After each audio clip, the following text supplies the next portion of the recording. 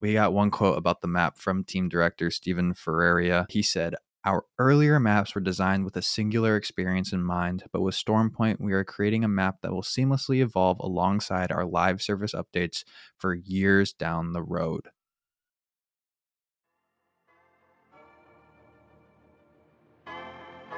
Oh no, there's another squad attacking.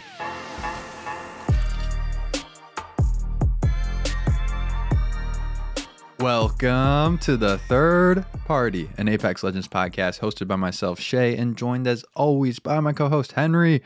Henry, how is the day treating you? This day's going really well, Shay.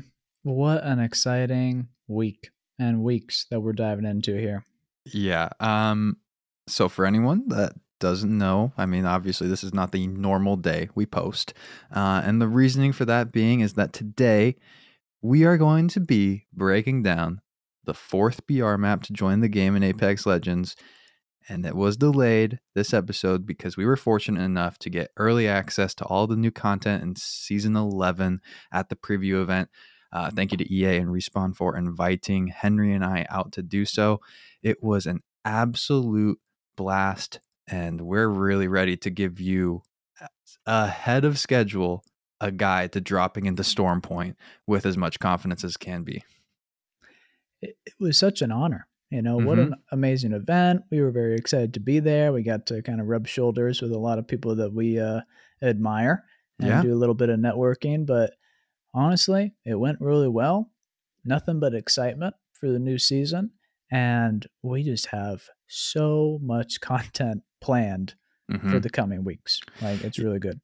No doubt. Before we kind of walk you guys through some stuff and give you a little bit of news, we want to make sure that you join us on Discord to chat Apex, find teammates, and receive third-party updates. Link to join is in the description of the show.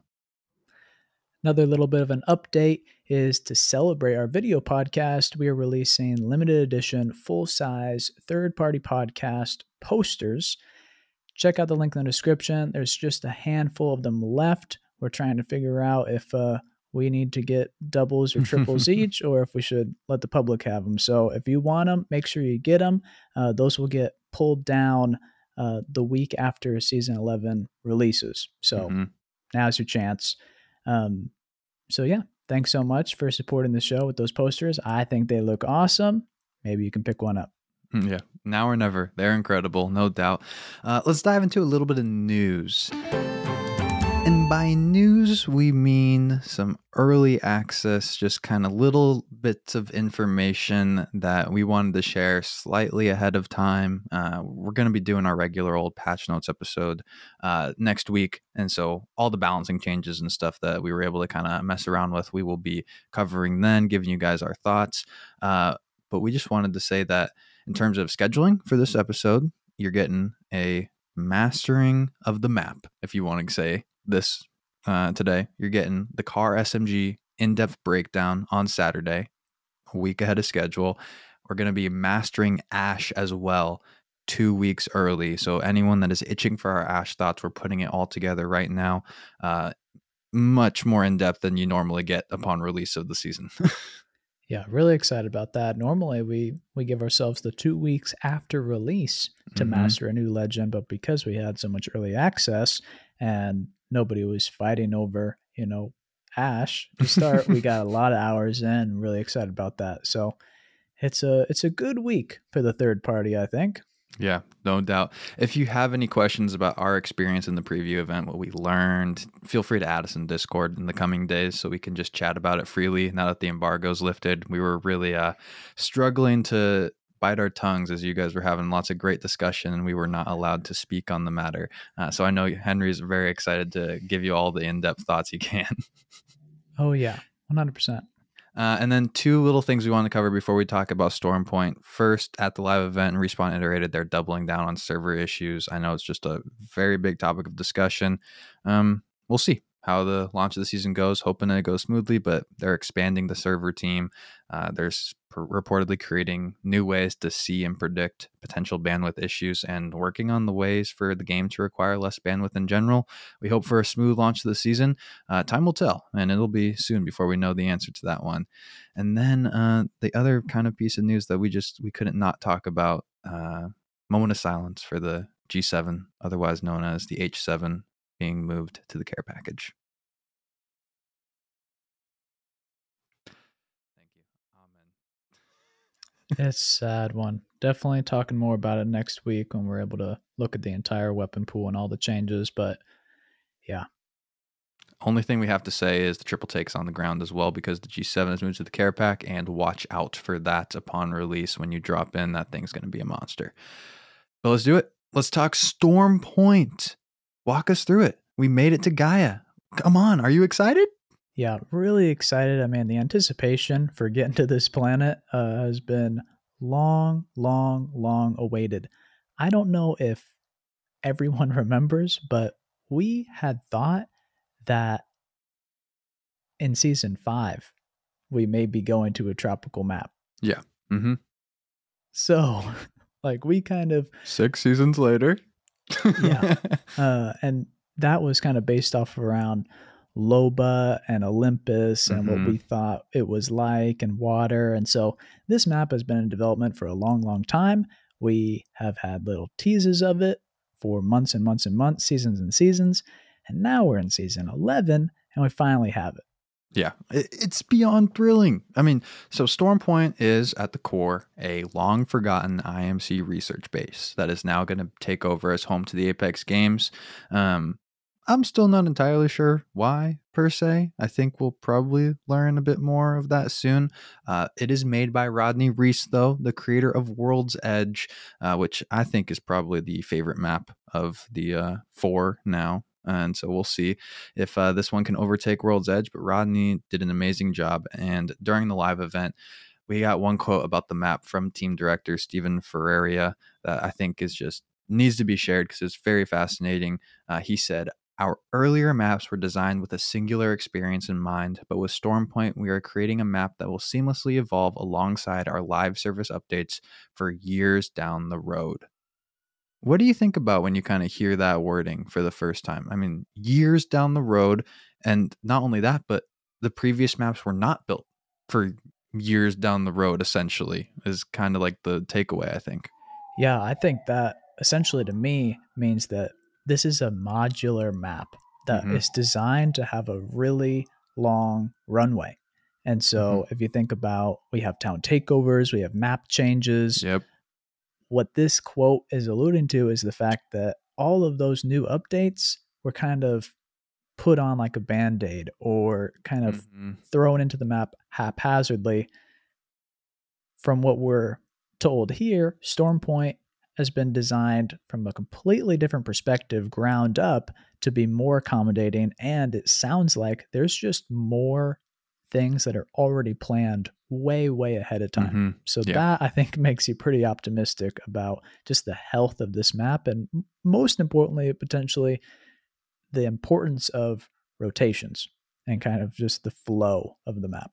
New map, new season. It's great. The map looks to be a bright spot for the future of Apex Legends. Talk to us a little bit, though, about what we've learned from the last 3 maps moving to Storm Point. Yeah, so the last map before this one was Olympus, and that was designed by Dave Ozai. Not our favorite map. You know, I think we've alluded to that in the past. A little bit too much tension in the middle of the map at Hammond. I don't think that's any surprise.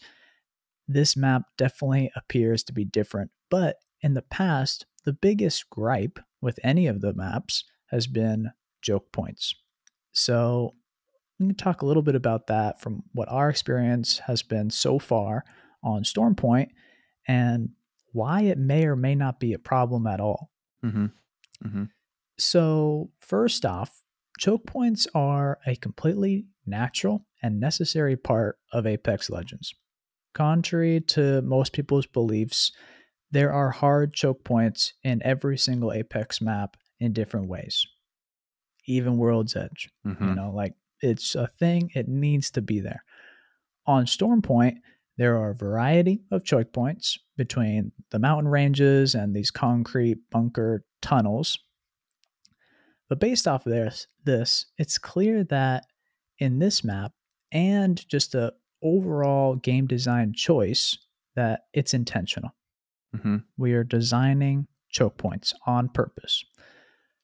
we can also see this reinforced by the fact that we've had new legends that have their kits really designed to counter choke points. Mm-hmm. Seer is, for better or for worse, a really good counter to choke points to know with that passive if people are in an area.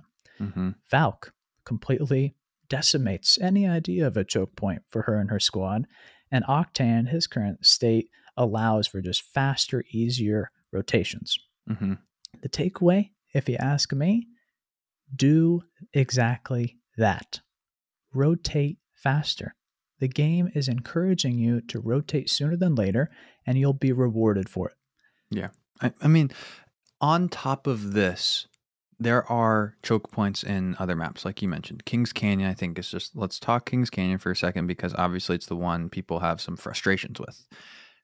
There are now, since Kings Canyon, so many tools to work around choke points, like the legends you mentioned, like tridents, like the new gravity cannons we're going to be talking about here in a second. There are choke points, but the way this map is designed with the tools to maneuver through and around them, and on top of that, like, I think the map looks maybe overwhelming from just if you're looking at straight up the mini map. There's so many options though to get in and out of these choke points.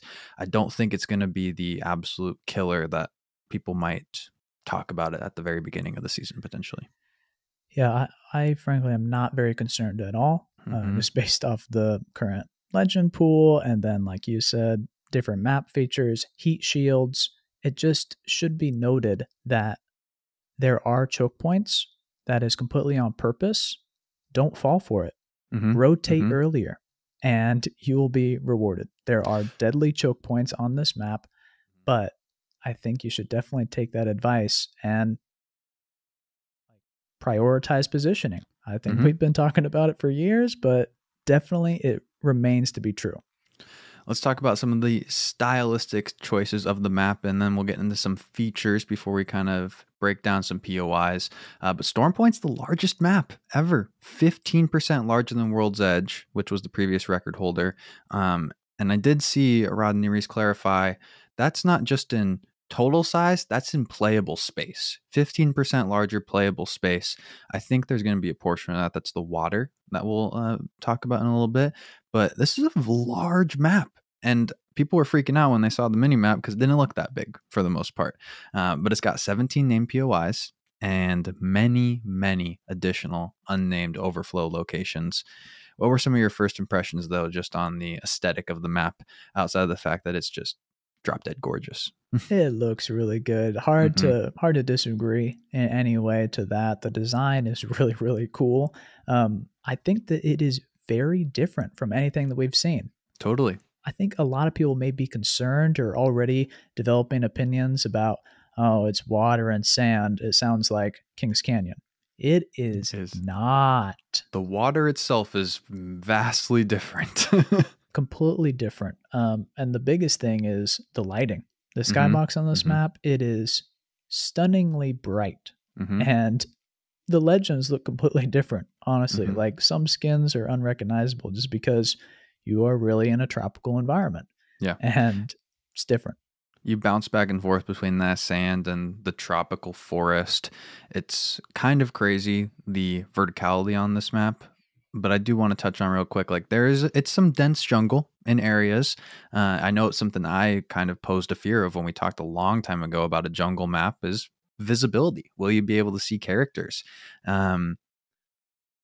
I didn't have actually that many issues with it. And during the early access playtest, very well may change once we got these big, intense fights going on. I just think it's something to potentially watch out for. But early impressions are that they did a good job not making it feel like, okay, someone's just going to be hiding in a bush that you couldn't see and you're going to get lasered because of it. Yeah, that was our concern. Just this idea of a jungle. Mm-hmm. Dense forest, Dense lots of forest. Yep. trees. Like it would be really difficult to survive without a bloodhound on your team or maybe a seer. Mm-hmm. But I do not think that's the case. I have to agree with you. I think the bigger disruptive thing environmentally is just the verticality differences. Mm-hmm. Even if there's a couple trees, the bigger problem is there's major height advantages on one side compared to another. and we'll continue to go into that. Yeah. So like the entire map, as Henry's alluding to, is on a hill. It's on a slope. So you have the highest point on Storm Point is the tallest plane we've ever played in Apex Legends. And then you go all the way down to sea level at the beach on the southeast side, and that northwest side is the top of the mountain.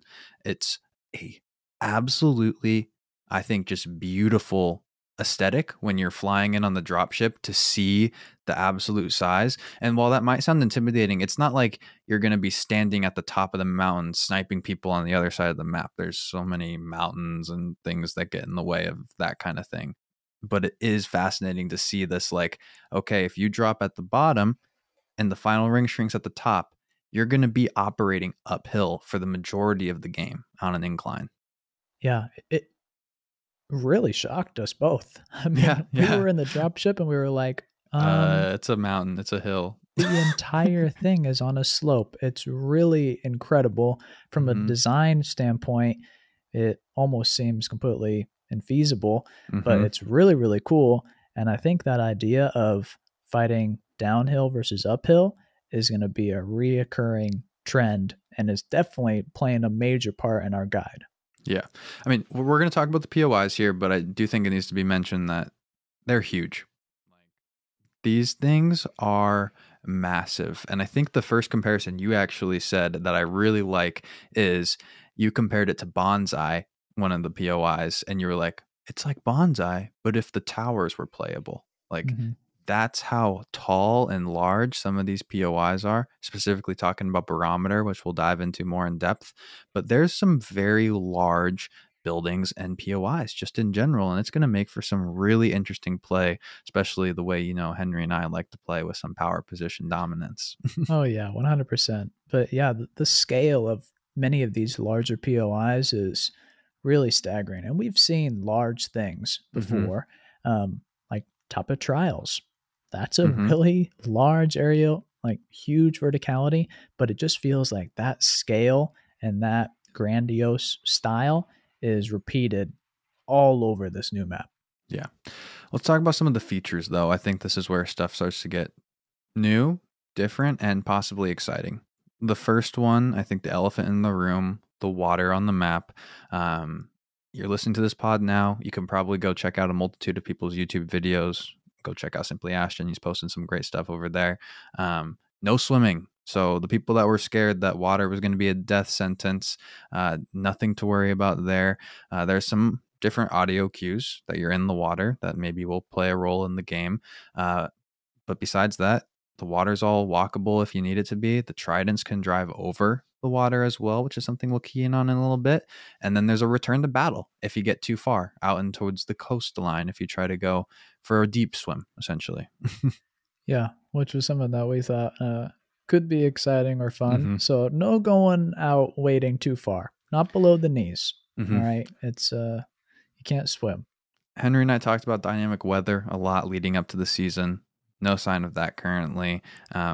Maybe some teasers that stuff could be coming in some way, shape, or form when we talk the names of the POIs. But there's a huge storm on the horizon, Storm Point, and it's not in the map yet. It's just enjoy the beauty while we can. Yep, that's right. Talk to me about the PvE, though, that's been added to this game, because it is a very new feature to Apex Legends in terms of how it plays out. Yeah, serious game changer. So essentially there's 3 different AI components. We have prowlers, spiders, and flyers.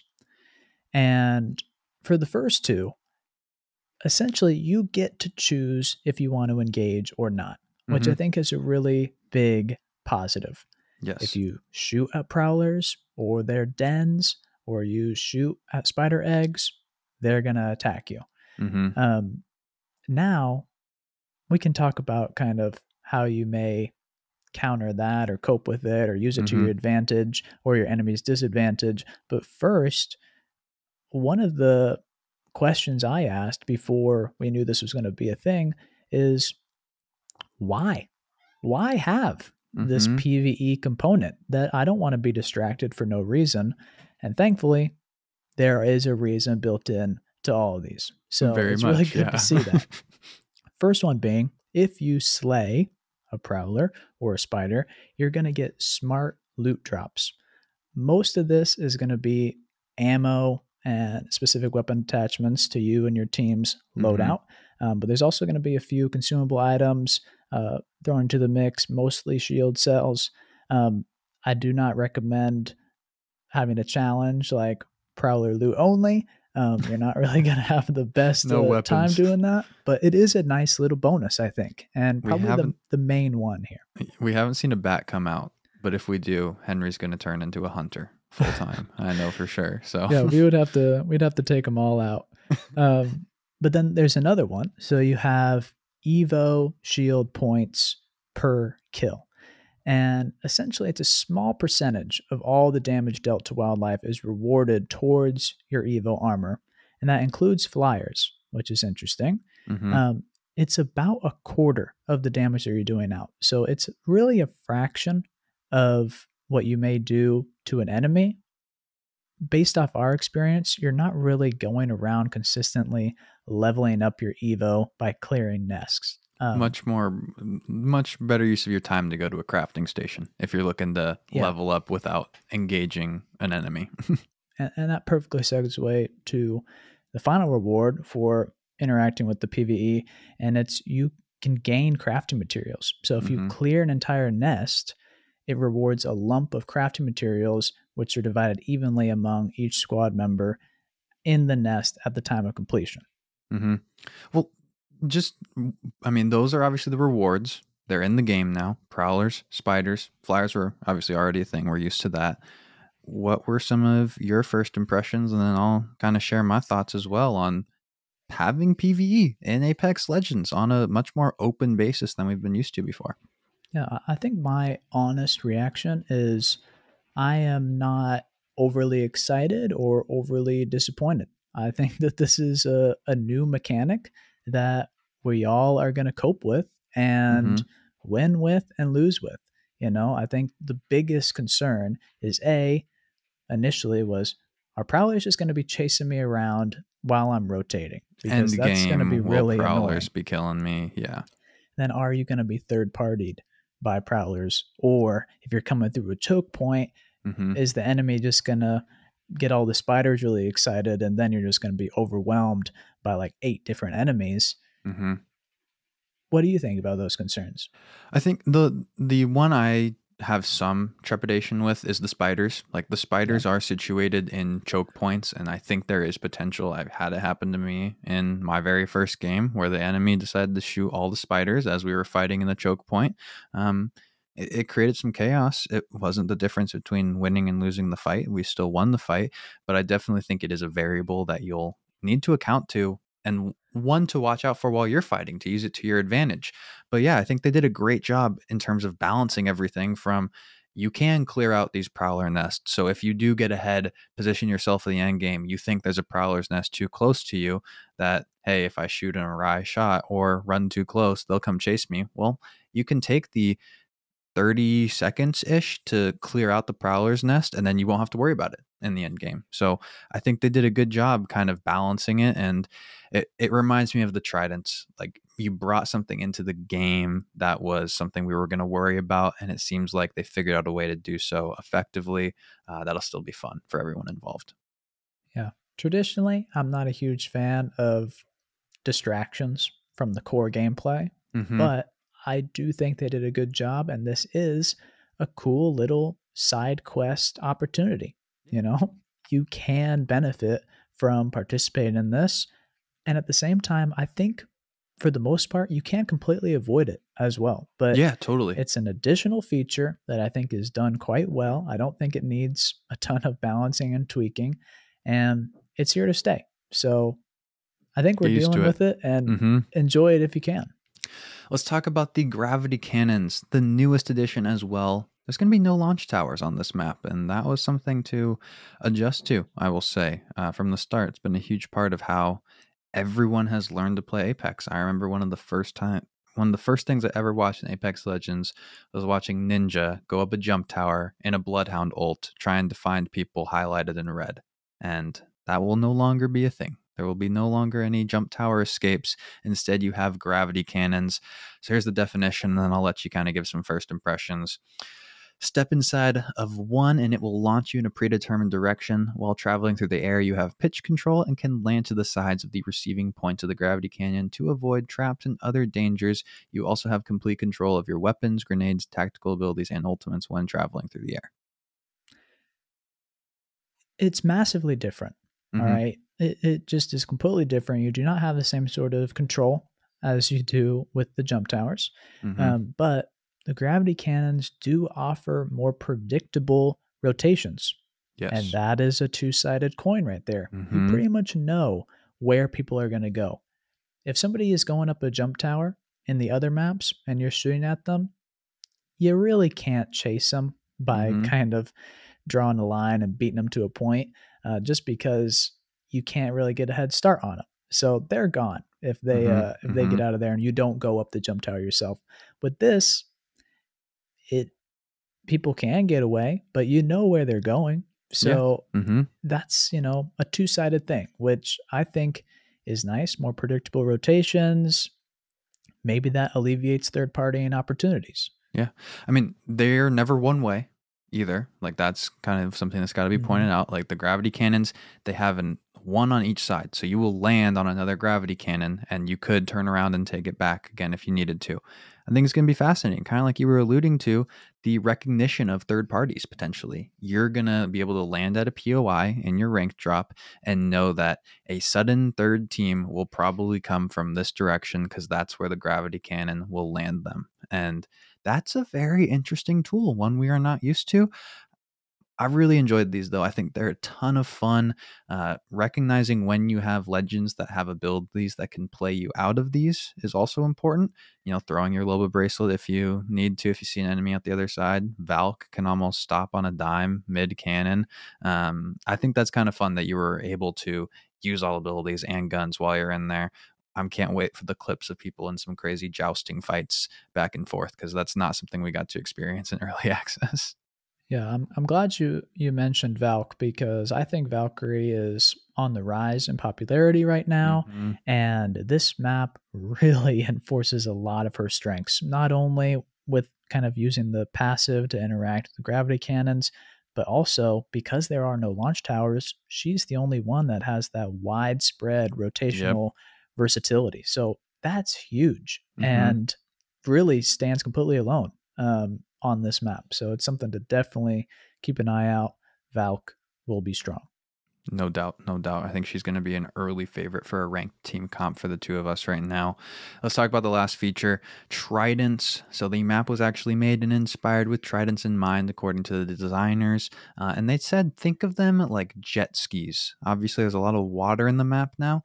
And because of that, the tridents being able to float over the water, I think are going to pose as very strong rotational tools in this map, especially with the increased size and the lack of jump towers. This is going to be something you potentially think and plan for as a team based off of your drop spots. And I'm fascinated to see how it compares to Olympus in that frame.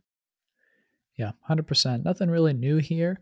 Tridents are still good, and I Mm-hmm. think they should be used. A lot of people, I think, are scared of tridents, but on a map this size, which is far larger than Olympus, definitely a strong tool in your Mm-hmm. rotational tool belt.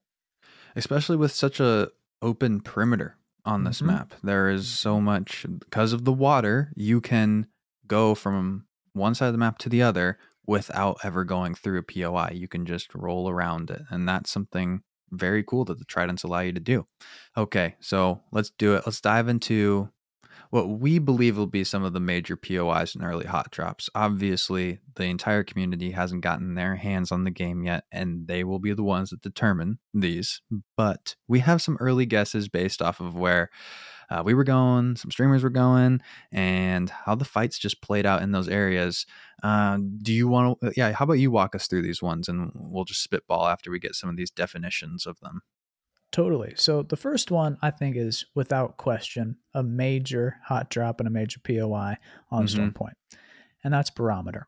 So Barometer, the heart of Storm Point, it has a spinning platform with a honey pot, if you will, of loot, which is overlooked by a research tower that gives a height advantage, but is challenging to defend against attackers. I think barometer, and you can call this a hot take because this one's spicy, okay, right here, but that's what we do. I think there's potential for this to turn into a Skull Town-esque drop. And I say that because the POI is so large. It's the POI we were talking about, like if you were at on Olympus and comparing some of the unplayable tall buildings to Barometer, because Barometer, they have these tall buildings, essentially, these tall spinning platforms that you can just get a ton of loot from and have some crazy fights. But there's so many spill off locations at Barometer that you can supply so many teams with a viable drop, at least, where you could get some crazy long fights here with lots of teams. And I don't think it's going to be people just punching them out left and right on a crazy basis either. Yeah, I really like how this POI is designed. Like you said, there are spill off locations 360 degrees Yeah. around the center of this. So there's so many options. But if you were to compare Storm Point to Olympus and you'd say, all right, maybe Barometer is the Hammond of this map. Completely different because it isn't at the center of the map. Doesn't have the same sort of chokes, but you have a lot of options. But what's interesting about it, and it's kind of a fresh POI, it definitely feels different, is at the center, that spinning platform, just like they say, is very hard to defend. You're exposed in all four directions. You have high ground, around you that's definitely dangerous.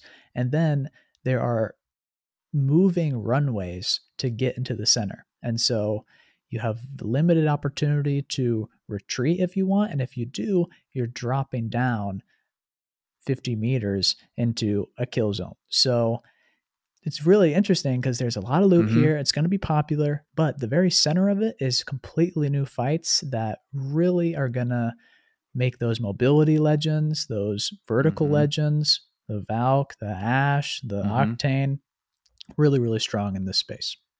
And that's part of why it reminds me of Skull Town, is that there isn't just this huge dominating point to take. There's so much verticality. There's so much, you look at it like if you can easily get to as a team that spinning honeypot, but there's still an above structure. Like there's the bones on Skull Town. Like there is this superior high ground, even though you're already on pretty dang good high ground, and just being at the edge of the map, it's not going to be like Hammond, like you were saying, or World's Edge, where you're going to get tons of end games in the city and such. And so it's potential for this just be a really fun hot drop that then you're going to lose some teams and then you're going to fly to the end game. I agree. Let's keep it rolling though. Talk about Command Center. Yeah, the next major POI, Command Center, it's built inside of the mountain.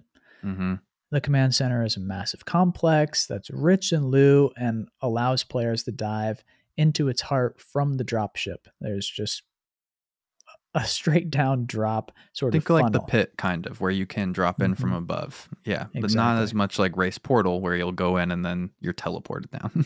Yeah, it's also an excellent method for getting to the top of the mountain while protected by kind of the walls, using a network of the longest vertical zip lines in the Apex games to date.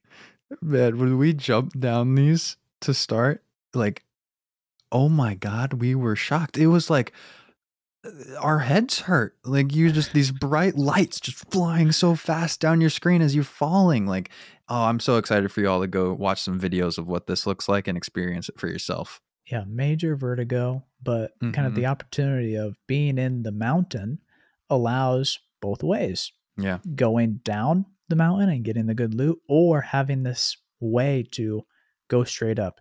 You take a risk of being on a zip line. And honestly, through our experience, we were chasing an enemy up this zip line. Yeah. And we were able to look up, wait, say hi to them, and then shoot them while they were still going up. So it's the a longest zip line. Yes. It's crazy. Yeah. Little bit of a tip though, because this is a major POI. We think that instead of just dropping straight down the chute, landing at this POI, you should approach it from the southern ground entrance. So Mm-hmm. kind of decrease the risk of a 50-50 just because we think it will be popular. So maybe avoid that main ventilation shaft, and then outside in that southern entrance, there are more than a dozen supply bins. So plenty of loot to gear up and then go in and clean up the crazies that went straight down the pipe. Yeah, any drop and fall in on any map, any POI is always post dangerous, and I think this will continue to do the same. Shout out to Timmy for running through the three of us, or me, you, and Simply Ashton on this. Yep. That guy was a demon. Jesus. Okay, let's talk checkpoint. Let's keep going. Yeah, this is one of my favorite POIs, honestly. I think it's an early favorite for sure, just from a gameplay and aesthetic standpoint. Yeah, I think it's really fun and I love the look of it. But essentially, the breakdown is it's a suspended area over a dense forest. Checkpoint allows you to disengage from an intense fight in new ways, meaning if you're overwhelmed, you can jump off the platform into the forest below to change up the engagement. Was it you or Ashton who immediately compared it to Mirage Voyage in that way? Yeah, And I said that. yeah. Like, and I think that is the prime comparison where you don't have these easy routes back up. Once you're off, you're kind of maybe abandoning your team, but also just in this really weird survival fight kind of thing. Yeah, it's really, really cool. I really think that the fights here are some of the most fun on the whole map. But because of that and the rich amount of loot, I think this is going to be a big one to bully for. It's definitely going to be contested. Its positioning on the map is quite strong as well in terms of it's close to the edge, but it's not precisely the edge. So you just kind of feel if you win this, you're going to feel powerful in choosing where you want to rotate pretty easily. And because of that, that's always kind of a recipe for a strong POI. But yeah, this is a good one. It's one we're going to be dropping at and fighting a lot. So Oregon 1 servers off launch. Henry and I are taking work off. Meet us at checkpoint. That's the game plan right now. Pretty much true. And the next kind of major POI that we wanted to mention was launch site. Yes. Now, the launch site sits in an alcove at the river's end and is in a large area identified by two distinct landing zones: the outreached landing pad and the control building. So, if you try landing on one of its three distinctive outstretched pads and loot your way towards the center of the building, that's probably going to be the most optimal way to saturate all the loot quickly. Yeah.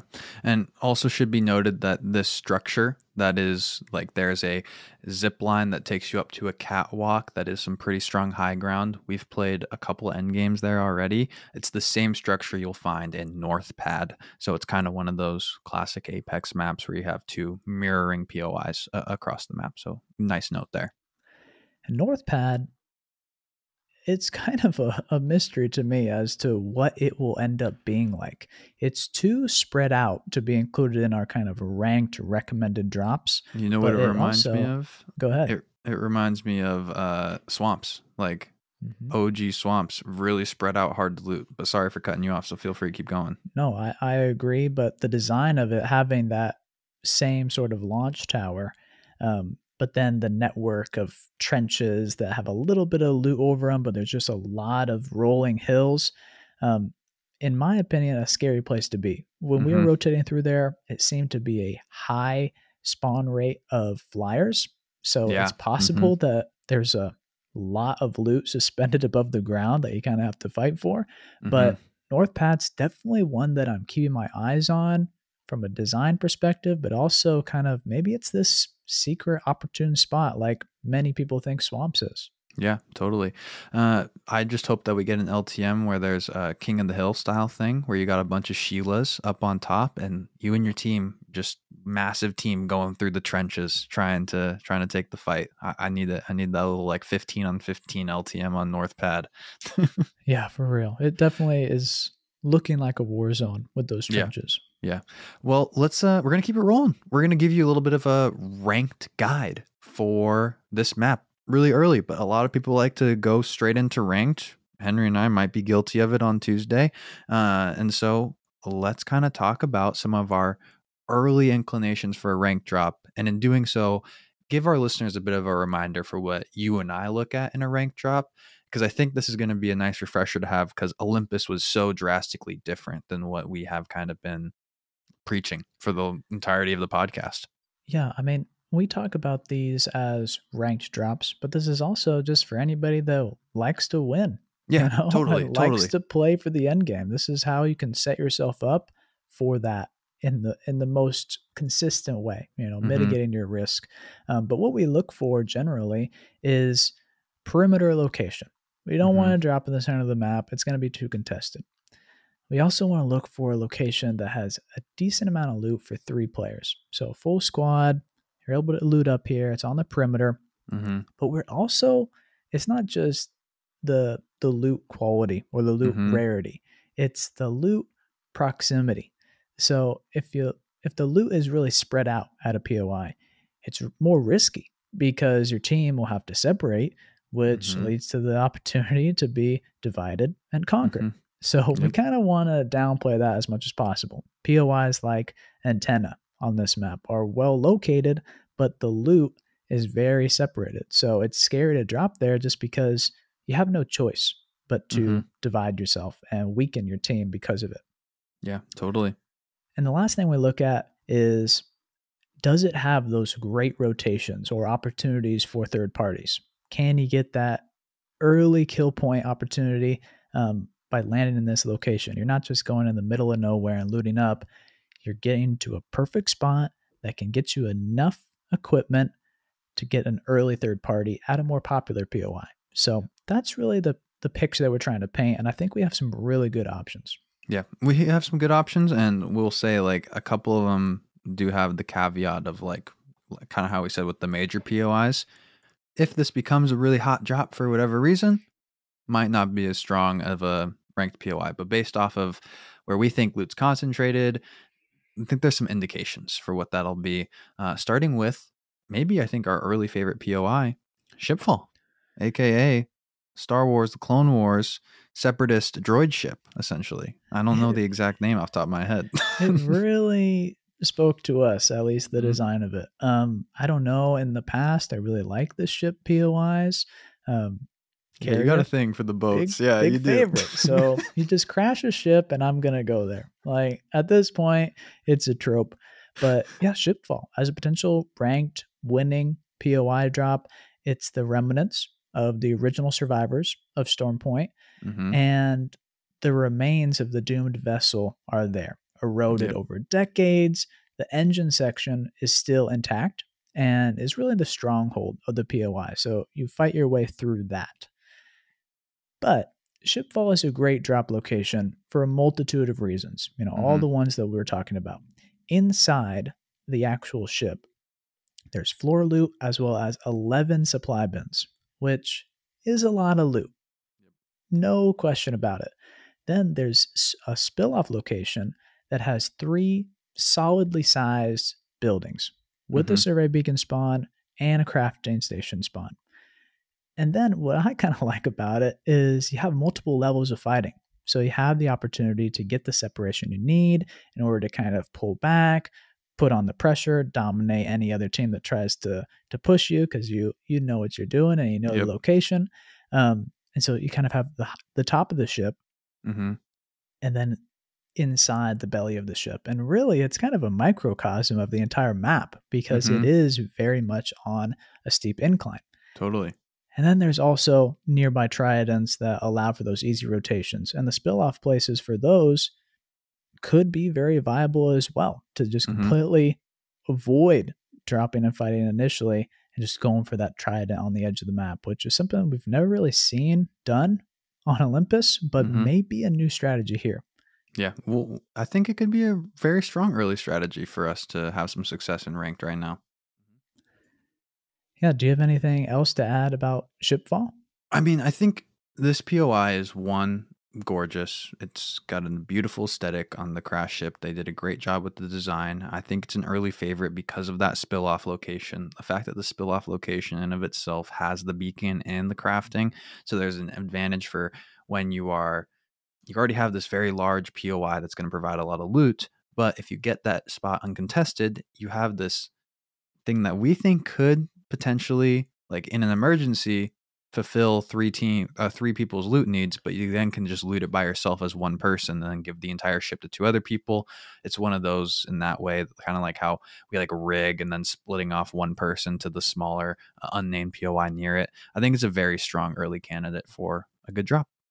Yeah, and really, many people could say Barometer is the heart of this map, but if you're thinking from a lore perspective, this Yeah. is the epicenter. This is where Mhm. it all started. This is most likely why the majority of us are there. And it is the crashed ship of Bangalore, the Mhm. IMS Hestia. So a lot of lore here, probably going to be more voice lines in the reveal trailer.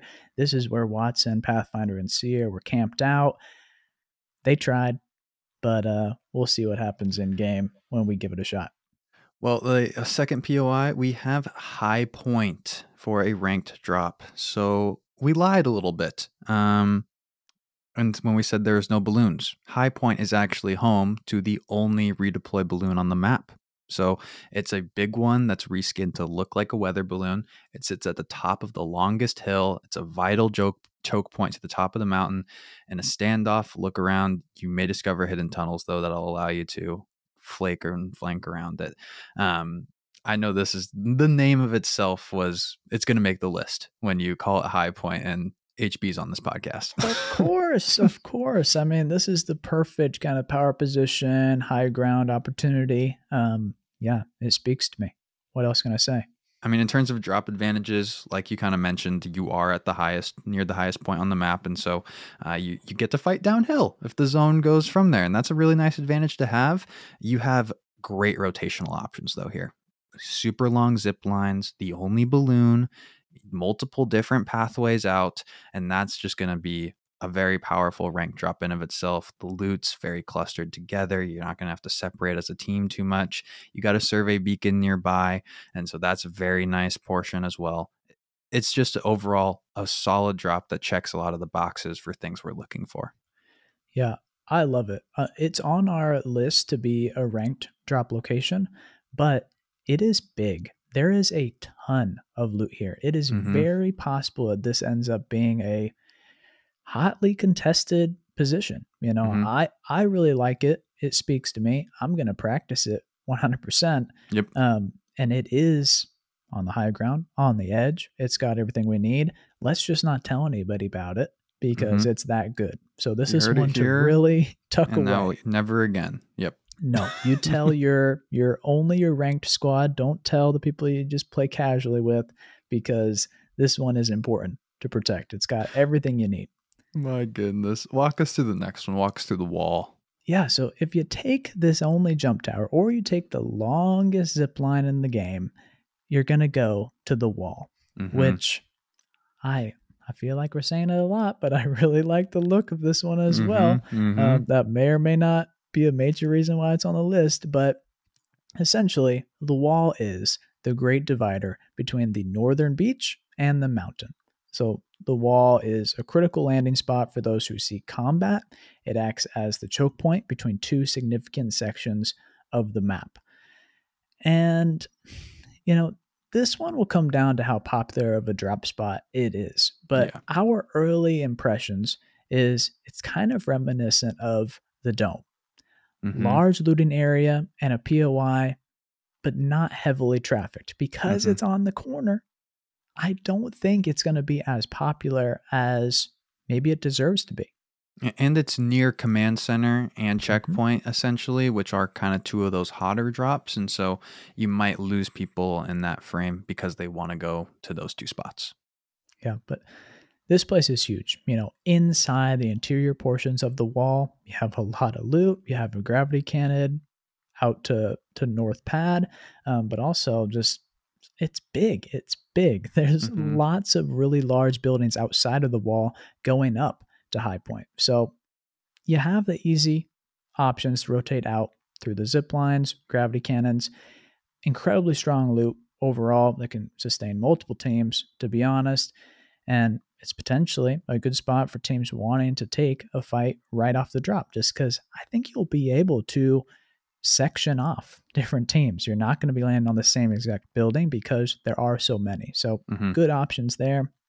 And of course, there's the nearby survey beacon spawn to the east or through the cannon to North Pad. So you do have that option to get the survey intel, which we always are hungry for. If there's survey intel, you'll find us there. And speaking of survey intel, we got Thunderwatch. It has a beacon. What? Crazy. Mind blown.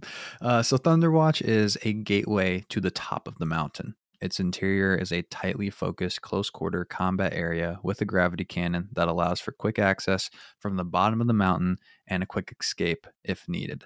And that escape is one of those advantages that we're going to talk about. Being able to really quickly get out. And I think one of the advantages you're going to have to look to with these gravity cannons is, yes, you can be followed, but you're going to land first.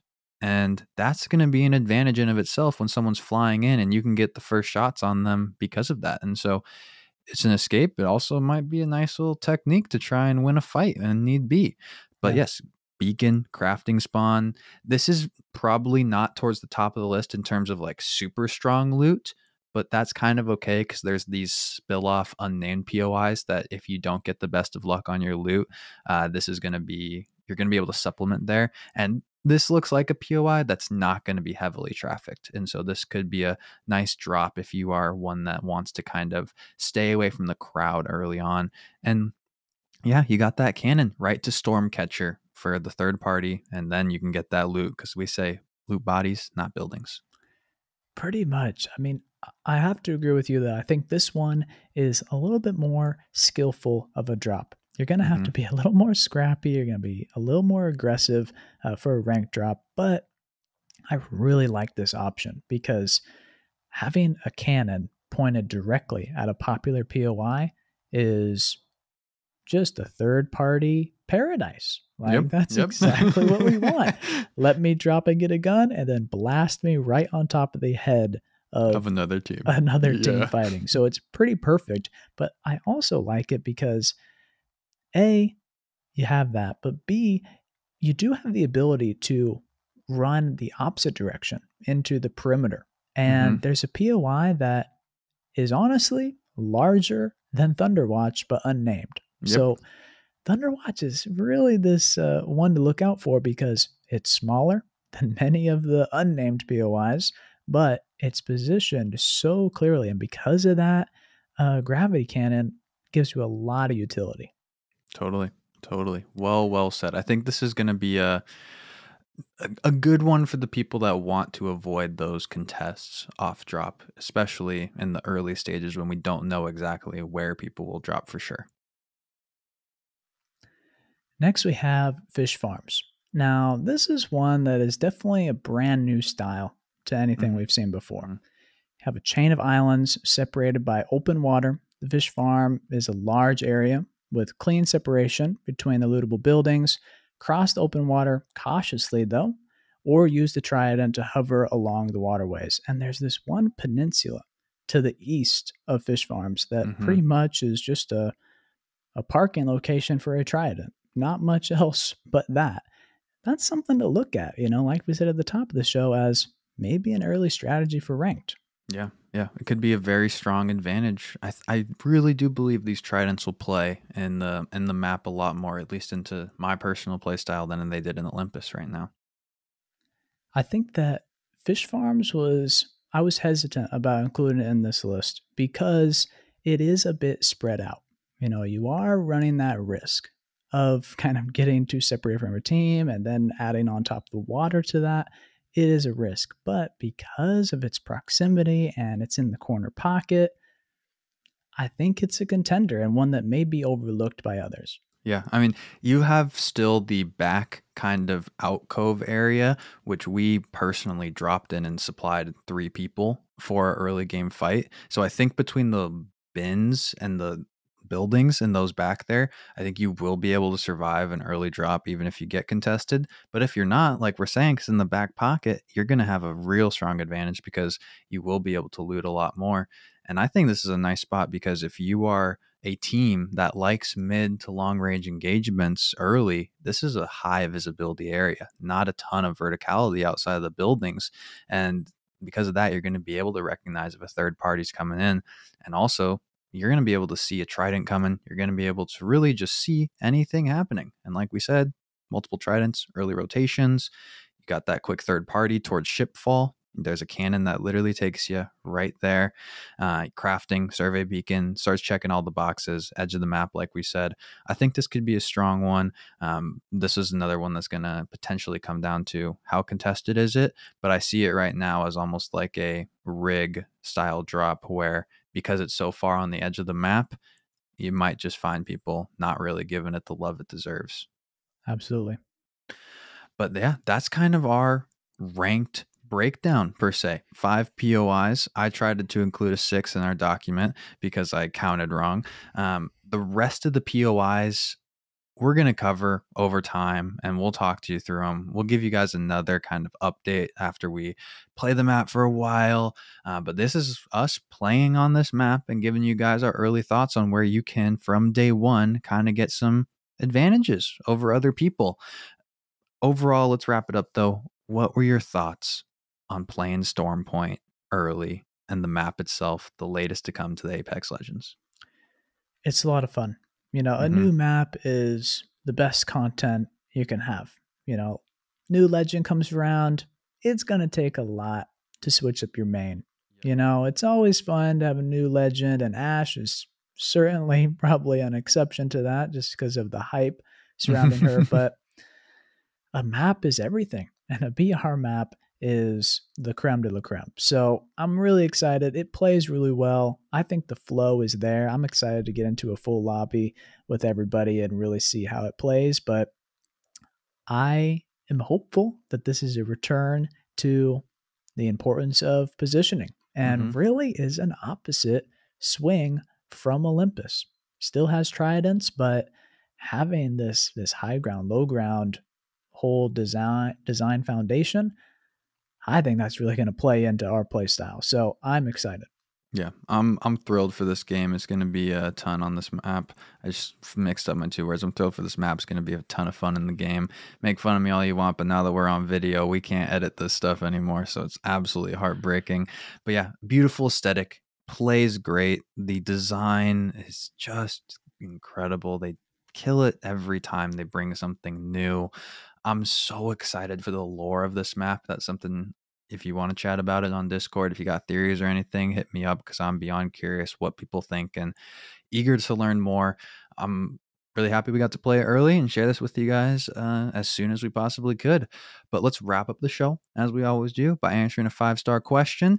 If you want your question answered, please leave it in the form of a 5-star review on Apple Podcasts. This one's coming from Obi-Wan Kenobi and Yoda0192. Hey, I'm switching to MNK. You have any recommendations for supplies? Sorry. Yeah, I think this is a dynamic duo. Yoda and Obi. Pretty good. They're on the same page here. We probably don't have the best equipment for the MNK. We're controller players. And honestly, my keyboard setup is more for the professional side than the gaming side. We got the big keyboards, both of us. Gotta have the number pad, I would say, if I was going to give any advice based off of who I've played with, wired, you're going to save some money going with that as your mouse. If you want a really nice gaming mouse that's wireless, you're going to start pulling some big bucks. Besides that, though, I'm not going to go out there and put vouch on any products that I haven't used. So hopefully you find something good, enjoy it, and have a great time playing Apex. But with that, it's going to wrap up the show. Thank you to our producer of the Third Party, 10, who supports us on Patreon. Subscribe on Apple Podcasts, drop a follow on Spotify. Follow us on Instagram and Twitter at Third Party Pod, and check out the Discord via the link in the description. Thanks so much for listening to the Third Party Podcast. We will catch you next time. Peace. Hey now, another squad coming in. Boom, whole squad down. Hey, brother, not today. Maybe tomorrow.